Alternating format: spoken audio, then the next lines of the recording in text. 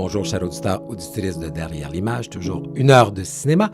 Nous terminons cette émission avec Jarrett Mann. Bonjour, Jarrett. Bonjour.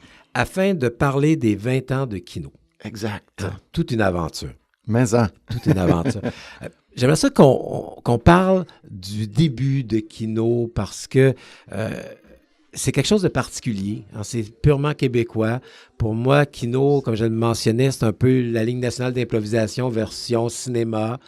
C'est une entreprise qui est québécoise, qui a débuté dans une gang de chums qui sont réunis pour faire du cinéma une fois par mois et qui est devenu planétaire. Mais peut-être un peu nous expliquer c'était quoi l'ambiance au début, c'est quoi l'idée de départ plutôt. L'idée de départ, c'est Christian Laurence, en fait, qui l'avait eue, qui, en 1999, s'était donné le défi, lui et des amis, de réaliser un court-métrage par mois pendant 1 an jusqu'à la fin du monde, qui était le fameux Bug de l'an 2000. Bug de l'an 2000. Donc Stéphane Lafleur, qui est connu. Stéphane Lafleur était là dans les premiers aussi, Edza Pavianti et Jericho Jeudi qui s'est joint à eux aussi rapidement. On dit souvent, c'est pas mal les quatre, qu'on dit souvent les 4 fondateurs. Et évidemment, quand l'an 2000 est arrivé, il n'y a pas eu de fin du monde. Ils ont décidé de continuer, finalement. Et 20 ans plus tard, il y a encore une projection mensuelle de Kino, encore, et beaucoup plus.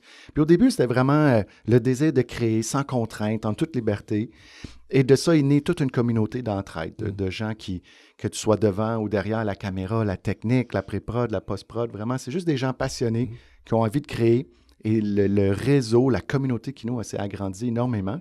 Surtout à partir ou après 2001, en fait, parce qu'en 2001, ils ont eu le premier Kino Cabaret. Voilà. Et ça, c'est la clé du succès de Kino, c'est là. Ton FNC, Festival du Nouveau Cinéma. Exactement, la toute première fois. Et un Kino Cabaret, rapidement, c'est un rendez-vous que des cinéastes, techniciens et artisans se donnent pour une période prédéterminée. Ça peut être une fin de semaine, une semaine, 10 jours. Et on réalise des courts-métrages en 72 heures. Donc, du moment que tu as ta caméra jusqu'au grand écran, tu as 72 heures pour tout faire. Et ce concept-là s'est exporté de manière tout naturellement à travers le monde. Tu as été à Moscou, à Paris, à Bruxelles, à Helsinki, à Port-au-Prince. Il y a des kinos-cabarets partout maintenant. Et c'est des gens, justement, qui l'ont fait à Montréal, qui ensuite sont allés retourner chez eux, repartir la même chose. Parce que je me rappelle au FNC, ce qui était magnifique, c'est qu'il y a eu les cinéastes qui venaient présenter leurs films et qui ont entendu parler de cette aventure-là de partir en galère dans les rues de Montréal et qui, je veux dire, après leur présentation, ont participé. Et je pense que l'expérience était assez éloquente pour dire que ça nous tente, nous, de le transporter dans notre pays. Hein. Puis c'est la beauté, c'est ce côté international. Les gens voyagent même pour les kinos-cabarets. Le dernier à Montréal, au mois de mai 2018, on avait des gens de la France, de la Suisse, Allemagne, de la Russie. Et j'en oublie, on avait une dizaine de pays qui étaient représentés. Et c'est des gens qui voyagent. La majorité qui sont venus, ils avaient déjà fait 5, 10 villes avant, d'autres cabarets. Ils sont hébergés chez l'habitant. C'est vraiment l'entraide est toujours au centre de tout. Je le rappelle souvent, les gens ils me posent souvent une des premières questions, c'est qu'est-ce qu'on gagne? Rien. Il n'y a pas de prix. C'est l'essence même de Kino. Il n'y a pas de prix. Le but est de juste créer et expérimenter. Espérons faire un bon film, mais on peut se tromper aussi, mais c'est la bonne place. On est là pour essayer des choses. Et expérimenter dans le plaisir. Parce que pour les gens qui n'ont jamais assisté à une séance de Kino, ce qui est un peu surprenant, c'est cette atmosphère bon enfant. Parce que bien sûr, ça se passe dans un bar, l'alcool peut couler à flot, on s'amuse, on regarde les films, on est concentré bien sûr pendant les films, mais une fois que le film est terminé, il y a tout un dialogue. Et cette effervescence du moment présent, de la spontanéité, du plaisir, pour moi, c'est ça l'essence de Kino. Hein. Il y a un côté, on se tient toutes les coudes. Juste d'être rendu sur scène, juste avant qu'ils présentent leur film, ils ont déjà une ovation. On n'a rien vu encore. C'est déjà, t'as réussi, tu t'es rendu. Parce que c'est toute une épreuve. Faire un film en 3 jours, c'est quelque chose.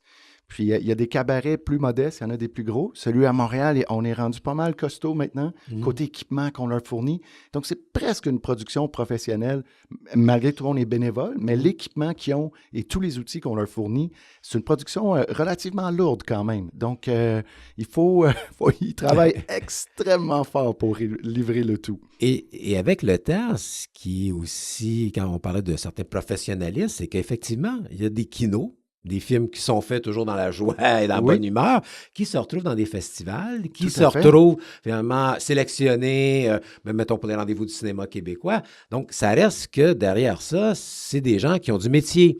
Oui. Et quelques-uns apprennent, mais d'autres aussi s'en servent comme laboratoire. Tout à fait. C'est la beauté de Kino. C'est vraiment autant que tu peux être le plus néophyte, tu touches à une caméra la première fois, il y aura une place pour toi que quelqu'un que ça en est son métier et il a juste envie de créer, de pratiquer. Les derniers jours, on parle beaucoup de la comparaison avec quelqu'un dans un groupe de musique qui vont faire une plus petite tournée ou un plus petit bar avant d'aller faire un gros show. Un humoriste qui fait du rodage de numéros au bordel. Ben, Kino aussi, ça te permet de sortir du cadre plus lourd économique et des producteurs et tout, puis venir faire un film. Puis, juste, c'est ça, parfaire son art, finalement. Et effectivement, avec les années, ben, Kino grossit. Je veux dire, parce que je voyais qu'il y a de l'aide à la production. Au début, je pense que c'était une façon, je veux dire, de se donner un bon coup de pied dans le derrière, disons les choses telles qu'elles sont. Parce que, bon, c'est un cinéaste, hein? Si t'as pas de motivation à faire quelque chose, c'est plus facile d'aller voir tes chums prendre une bière au coin de la rue. Alors que là, ben oui, en s'obligeant une fois par mois à prendre la caméra et à tourner, ça devenait un acte de motivation. Mais depuis, ben je veux dire, c'est ça, c'est que c'est devenu un centre, à quelque part. Ben oui, tu as deux choses à Kino. Tu as l'organisme Kino Montréal, qui est un organisme sans but lucratif, qui a été fondé il y a plusieurs années. C'est là où je travaille en tant que directeur artistique. Et là, oui, on a plein d'outils grâce à nos partenaires, MTL Grande, entre autres, où on peut fournir de l'équipement pour aide à la production. On choisit 3-5 projets par année basés sur un scénario. Ils peuvent faire un court-métrage, vraiment tout comme tous les outils professionnels finalement pour le faire. Tu as le volet, le Kino Cabaret. Puis on a aussi des séances de Kino Scénario. C'est des gens qui vont venir pour s'améliorer, lire leur scénario. Il y a des comédiens qui vont lire les textes. Puis après ça, des gens discutent pour s'améliorer. On a parfois des formations. Donc, il y a beaucoup de choses comme ça que l'organisme offre. Et autour de ça, tu as le mouvement Kino qui vit complètement tout seul. On pourrait fermer l'organisme et Kino continuera à vivre et à grandir. Il y a des milliers de personnes sur juste un groupe Facebook, Réseau Kino Montréal. Je sais qu'il y en a dans d'autres villes. Et genre, entre 5 et 10 fois par jour, quelqu'un s'affiche pour dire je cherche un DOP, je cherche un scénario même, je cherche un livre, je cherche un camion pour me rendre à mon plateau. C'est des gens qui s'entraident continuellement, même en dehors de l'influence de l'organisme comme tel, ça vit tout seul. Juste que par curiosité, il y a combien de kinoïtes à Montréal? Oh mon Dieu! Parce qu'il y a un moment où vous avez dû presque couper, vous avez comme deux sections, hein? Un peu les anciens puis les nouveaux. Ben, c'est pour ça comme il y avait trop de monde. Ben oui, ben ça, les projections mensuelles, par exemple, où là, on fait une présélection des courts-métrages qu'on présente, qui sont plus longs, des 5 à 10 minutes. Et il y a un volet de défi à tous les mois. Il y a encore le côté, on peut faire un film pour cette soirée-là, qui est de 1 à 2 minutes selon le défi du mois. Et ça, c'est ouvert à tous. Mais il a fallu qu'on mette des limites de temps parce que sinon, il y en a beaucoup trop. Même chose au cabaret. Il y a une trentaine de cinéastes qui sont sélectionnés où ils ont l'appui total. Et en parallèle, il y a des défis que n'importe qui peut venir participer et quand même voir son œuvre projetée sur grand écran, même si son tout premier film. Mais on parle quoi? 200, 300, 400? Nous avons... c'est peut-être difficile à... C'est dur à dire. Nous, comme des membres parce que les gens peuvent prendre un membership, si on veut, puis ont accès à plein d'avantages. C'est pas nécessaire, mais ça, il y a plus de 200 membres en bonne et due forme. Mais encore une fois, le groupe Facebook que je mentionnais, qui est le réseau d'entraide de Kino, je pense qu'il y a peut-être 5000 personnes dessus, puis ça, c'est juste Montréal. Donc, personne ne sait, même les cellules dans le monde, c'est une des questions qui revient souvent, puis personne ne sait exactement. Parce que ça fluctue. Il y en a qui apparaissent, il y en a qui disparaissent aussi, littéralement d'une semaine à l'autre. Donc, je vous rappelle que nous sommes avec Jacques Mann, directeur artistique de Kino, afin de parler, des 20 ans de Kino. Avant de parler un petit peu des différents événements là, qui vont marquer ce 20e anniversaire, on en a quand même discuté un petit peu, mais pour que les gens puissent saisir maintenant l'influence de Kino à l'extérieur de Montréal, je lisais, je notais sur votre site que c'est quoi, une 50aine de kinos un peu partout en Afrique. Je voyais qu'il y en avait en Afrique, en Océanie, bien sûr en Europe, en Amérique. Tout à fait. C'est impressionnant. Hein? Très impressionnant. C'est incroyable. Il y en a, on dit entre 75 et 100 est un chiffre. Puis 100, ça se pourrait c'est très plus juste, bien. là. Parce que j'ai eu la chance d'aller à Trouville, au Festival Off-Court en Normandie au mois de septembre. Et là, j'ai rencontré des gens de partout dans le monde qui étaient venus participer au cabaret là et qui me parlaient de leur propre cabaret. Et sur place, je pense qu'il y en a eu 3 nouveaux qui ont été annoncés. Il y en avait un, je pense que c'était au Sénégal, puis il y en avait un à Lille en France, puis un 3e que j'oublie. Et ça, c'est en une semaine. Il y en a 3 nouveaux qui venaient de partir où ils lançaient les inscriptions puis ils demandaient de l'aide des gens. Donc, c'est complètement organique. Ça pousse de partout. Des fois, souvent, on n'est même pas au courant. On l'apprend après. On n'a pas de... Le nom appartient. N'importe qui veut en partir un, ils peuvent le faire. Genre, en Australie, il y en a 2. Soit c'est un Québécois, Olivier Bonenfant, qui est parti d'ici. Il y en a parti 2. Melbourne et Sydney, maintenant, ont leur propre kino. C'est une belle fierté. Je pense que les gens, il faut le rappeler. Beaucoup de monde ne le savent pas que ça vient de Montréal. Ça fait quand même 20 ans.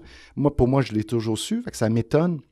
Mais je réalise que j'ai beaucoup de gens à qui je dois le dire. Ils connaissent vaguement Kino, puis je leur dis non, c'est parti d'ici. Puis ils sont comme, oh, leurs yeux s'illuminent, puis c'est une belle fierté qu'on devrait tous avoir. Donc, pour ce 20e anniversaire, il y a certains événements importants.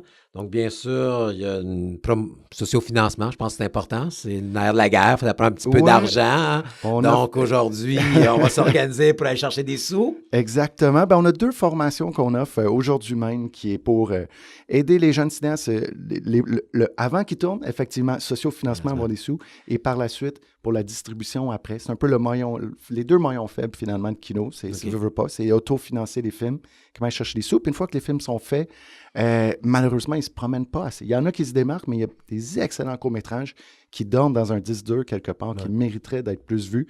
On va avoir la chance d'avoir Jean-Christophe Lamontagne aujourd'hui de H264. Boîte de distribution qu'il a fondé, on parle beaucoup de ces derniers jours parce qu'il distribue les 2 courts-métrages québécois qui s'en vont aux Oscars, Fauve et Madeleine. Donc, on est bien content de l'avoir avec nous aujourd'hui. Et dimanche, on a un ancien kinoïde qui était là au tout début, Philippe Falardeau. Qui lui est un peu connu. Un petit peu, oui. Qui lui aussi est passé par les Oscars, entre autres, qui va venir offrir une classe de maître au Rialto. Il reste encore des places, donc profitez-en. C'est vraiment une occasion rare qu'on a d'écouter sa vision sur le cinéma et la réalisation. C'est parti à 14h? Exactement. C'est parti à 14h. Tantôt, on parlait avec Frédéric Pelletier des rendez-vous du cinéma québécois, mais aussi les rendez-vous font une petite fenêtre. Bien sûr, oui. Pour parler toujours de ce 20e anniversaire. Le mardi 26 février, il y aura une table ronde à 19h pour parler du passé, du présent et surtout du futur du mouvement Kino. J'y serai, Christian Laurence, Isabelle Giroux, Rémi Fréchette, ils seront sur le panel. C'est Manon Dumais qui va animer, qui connaît très bien le mouvement et qui l'encourage depuis longtemps. Et on va peut-être se retrouver dans 10 ans pour parler des 30 ans de Kino avec des films qui vont être 30 minutes.